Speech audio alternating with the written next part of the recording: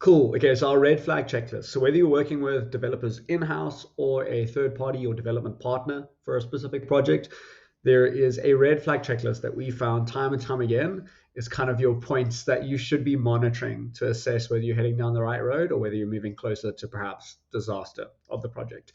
The first is, are you communicating daily? High points of communication, high transparency about what's going on. If you're not communicating daily, or at minimum every 2, 3, 4 days at a maximum, that starts to indicate that you're probably heading down a road which is going to cause some pain and not kind of end up where you want to go. So communication is super important. Second, are your developers releasing stuff daily? If not daily, I'd say is a maximum kind of your 2, 3 day timeline. You should be seeing output or increments of value, as it would be referred to in a Scrum framework, of working software, stuff that is being made, code that is being outputted. Um, you know, but ideally you should be shooting for daily. So kind of 1 to 3 days, you should be seeing stuff and you're getting communication every day, ideally. Do you have more than 4 to 5 small bugs?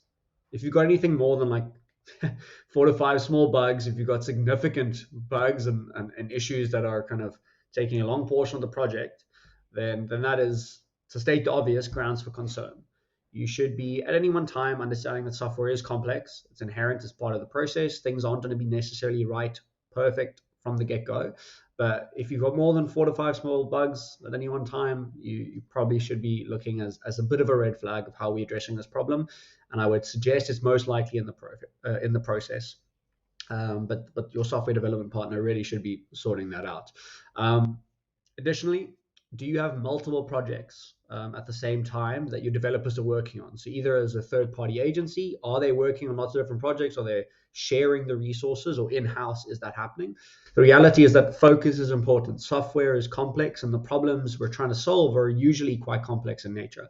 So to be splitting focus between various different projects is probably not ideal. It's very common in the development industry for software development partners to really be billing hourly and getting their guys and trying to use that to the maximum capacity and get as many clients as possible. But it's not usually in the best interest of the project or the client.